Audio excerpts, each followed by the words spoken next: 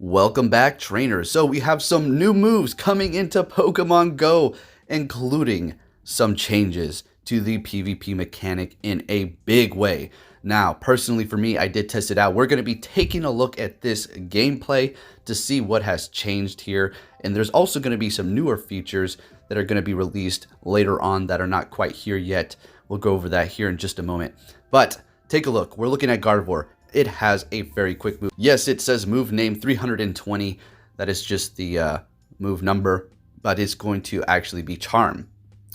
So this is very interesting. It does do nothing in PvP, as you can see here.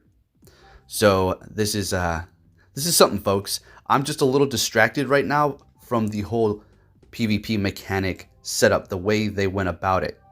And some of you are going to love it. A lot of you who were really good at switching at perfect timing, including myself, are probably going to be absolutely furious about this PvP change.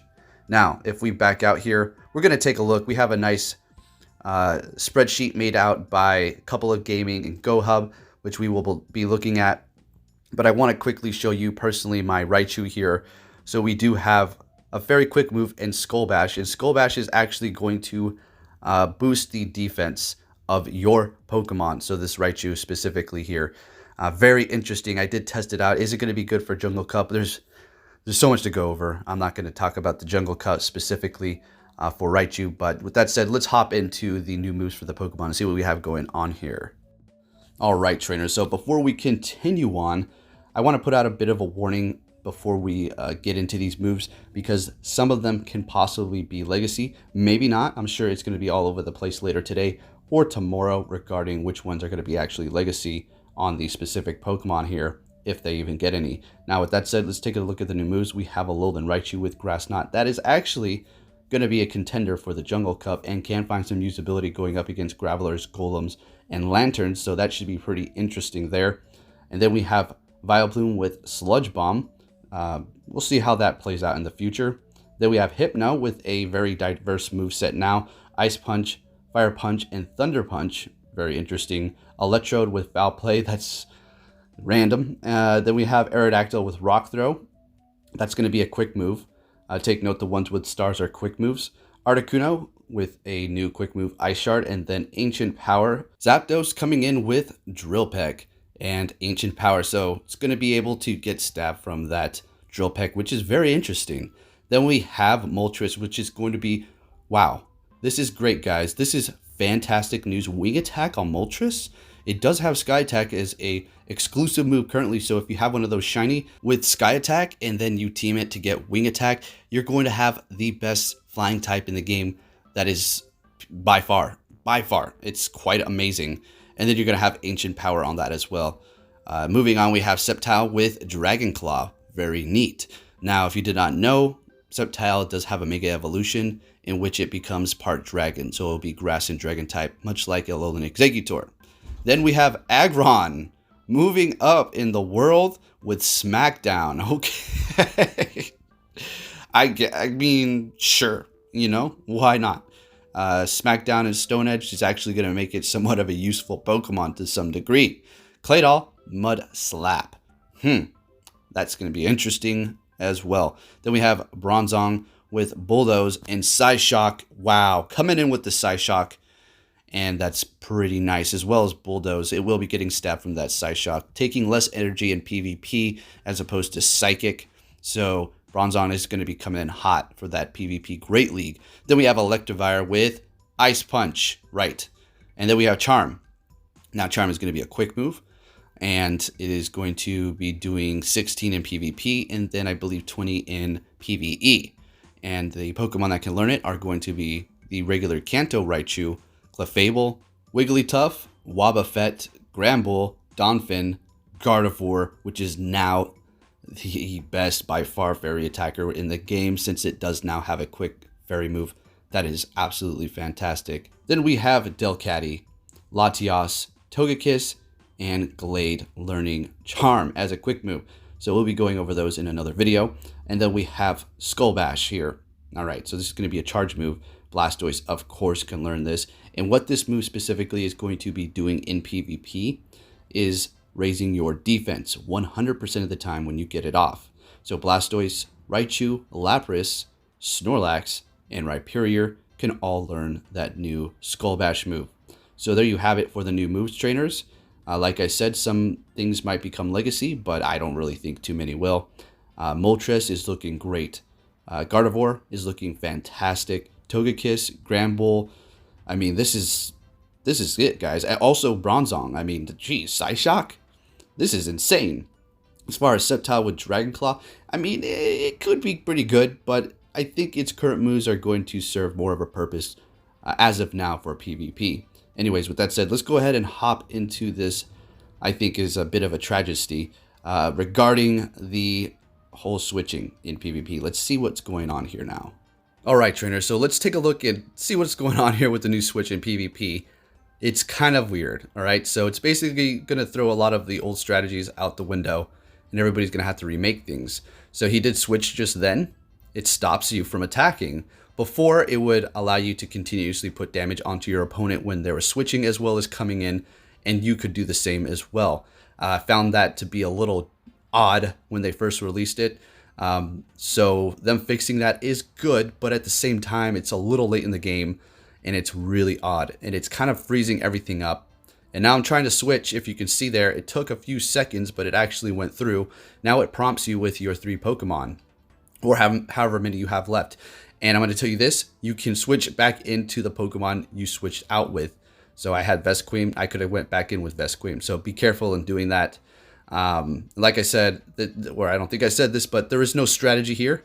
It's just testing out this new switch, at least on my end, all right? So keep that in mind. This is not a how to win Jungle Cup or anything. That's why I'm not using my charges. So he is going to be retreating that. And it does zoom into the trainer when they do that. Actually, he wasn't switching. It fainted out. So it's confusing. You don't know if the Pokemon is fainting or if they're switching. Because, you know, sometimes they have a little health and people like to switch when they're barely down to like just a sliver. Now you're just going to be like left in the dark. Like, did I switch or did I faint them? I don't know what's really going on here. You're going to see a big, really bad problem here for the next trainer after this, where you try to switch after they switch and it doesn't let you. I'm not too sure if that's a new feature or if it's just a bug or it's just broken at this point. So we don't have a good matchup here. I'm trying to switch and it took, you know, a few seconds, which is not good at all. So I do go into the Lantern just for the heck of it. He is switching out, and that's what it looks like here. A clear shot. He was not fainted. He does have 3 left. Bringing in the Vigoroth here. And yeah, now let's just see how this battle plays out until we switch, I suppose. But guys, ooh, this is not good. It's going to make you having a bad lead not so hot. Because a lot of the strategy behind PvP was the quick switch, and now that's basically gone. That's gone. And I know this is going to cater to a lot of casual players, that's for sure. I'm not trying to talk down or nothing, but it really does. We're all going to adapt to this, obviously, and it is a good thing that they're doing this. It's just broken because I'm a little upset on the whole switching. It doesn't allow me to switch immediately. There I did tap it, and it allowed me to go right out immediately. And now he's going to be making that switch. And when it does work, I suppose it works. But when it doesn't, it just gets buggy. So if you're at a tournament and these things start happening, if you have a tournament in a couple days and this is just released, good luck to you and everybody going. Better practice up on the new style. That is for sure. Down goes my Noctowl. And at this point, I was just thinking, this is full of bugs. They add in one feature and add 10 bugs. The lag, the non-switching ability. You're not able to switch after they switch. I don't know if that's intentional. If there's like a 10-second cooldown, we're going to have a prime example after that battle here. We'll take a look at that. So going in with my Fortress up against the Lantern here. And I will be actually bringing the Fortress out of battle and then switching it right back in just to test it out to see if you're actually able to do that.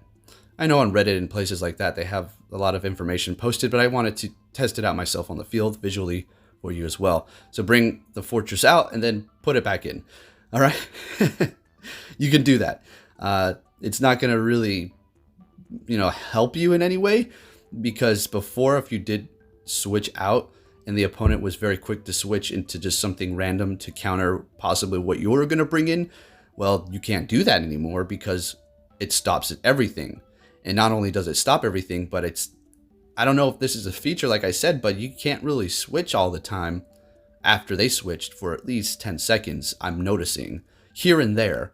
And this is not counting your switch clock. I'm talking about if you're in the clear, and look at my clock right there. It's about to be white, indicating that I will be able to switch, and the cooldown is over. And even when you have that clear and you're good to go for the switch, it won't even let you do that. So we'll see how this all plays out. This is fairly new. I just wanted to bring you the gameplay. Who knows? A lot of times they bring out these features and it's completely buggy, and then a day later, a couple days later, they kind of slightly fix it. That's being very optimistic. And then we can possibly go about our PvP battles as usual with a new feature without an additional 10 bugs followed by it. All right, moving on to the next trainer here. Now, I took these matches a little bit more serious, that's for sure, after I did the first initial battle.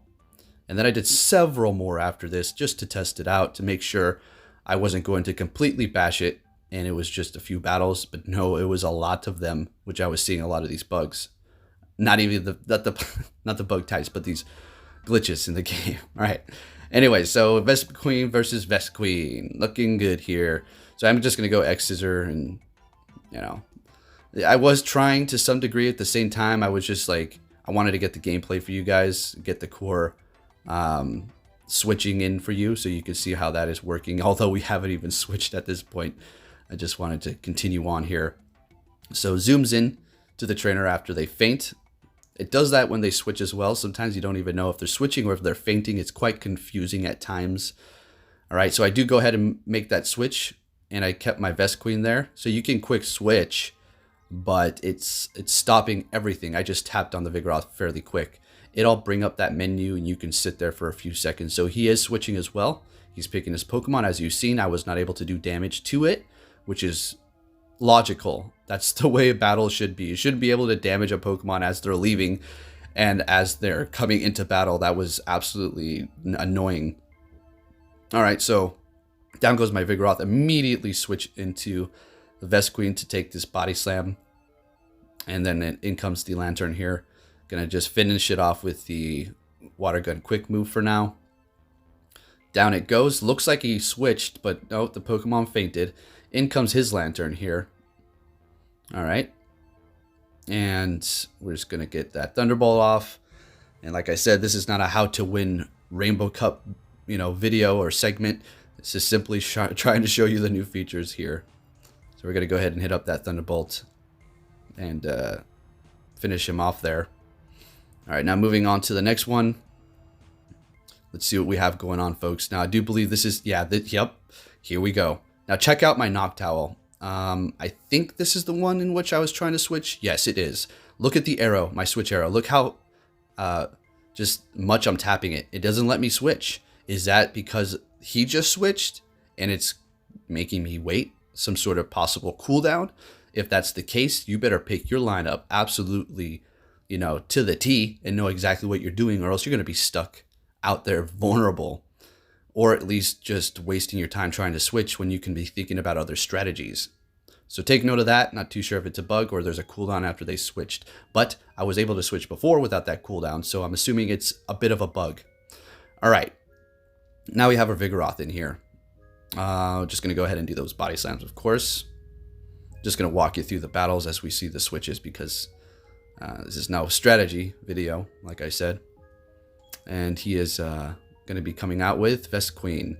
All right, so we're going to go ahead and do those body slams here. Vespiquen can take those fairly well. Our switch clock is not ready yet, so we're locked in here. We're going to take that because we have no more shields. We're able to get off another body slam onto the Vespiquen and doing a good amount of damage, almost taking it out. Immediately picking my Noctowl here. And we're going to actually have to take this hit. And it's not enough to finish us off. We're going to go for that Sky Attack immediately, no matter what comes out. It's going to be a Lantern. Not very effective. and he's going to fish me off with the water gun. And in comes my fortress here, and it seems fairly smooth as of now because there wasn't too much of the switching going on. But there you have some of the gameplay, folks, of the new PvP switching. I am personally liking it, but please, minus the bugs, that would be great. So there you have it, trainers. I know this wasn't too in-depth about which Pokemon are going to be better now since they did receive a move, but those will be coming in the future. I just wanted to bring you all this information, but I will tell you this though, Gardevoir is going to be great. Any kind of fairy Pokemon like Granbull that is receiving a new Fairy Quick move and also has a Fairy Charge move is also going to be pretty good in certain circumstances. So take note of that. Moltres is now an absolute monster with that new Quick Flying type as well as its Charge Flying type, which is going to be an exclusive move. So you're going to have to make sure you have one of those. You can't just TM the Charge Flying move, Sky Attack. But with that said, yeah, as far as the whole PvP switch, gonna have to practice up some more to see how this is actually going to perform, if those are actual features in which you cannot switch a few seconds after your opponent switches, or if that's just simply the game being buggy. Anyways, if you enjoyed this video, trainers, please give it a big thumbs up. I'll keep you posted on everything you need to know about Pokemon Go news and information. And also take note, you probably already know by now, it's all over the place, but get ready for Armor Mewtwo tomorrow. And if you're not too hype about that because of the whole very low attack stat, and some people are calling it a fake leak, I mean, it was data mined out of the game. I suppose Niantic could switch it all up right before they release it, that's for sure. But as of now, I'm assuming that they threw in those stats inside of the game. People data mined it because it is coming out tomorrow. That's why they put all those stats in there. So it's safe to say that that's what it's going to be. If you're not too excited about that, well, you know, we have regular Mewtwo. We've been discussing this for many months now, that if Armor Mewtwo was to come into Pokemon Go, it would pick up defense and stamina and lose attack. So there's really no surprise to me. They did exactly what we were thinking. Thank you for watching, trainers, and I'll be catching you all next time. Take care.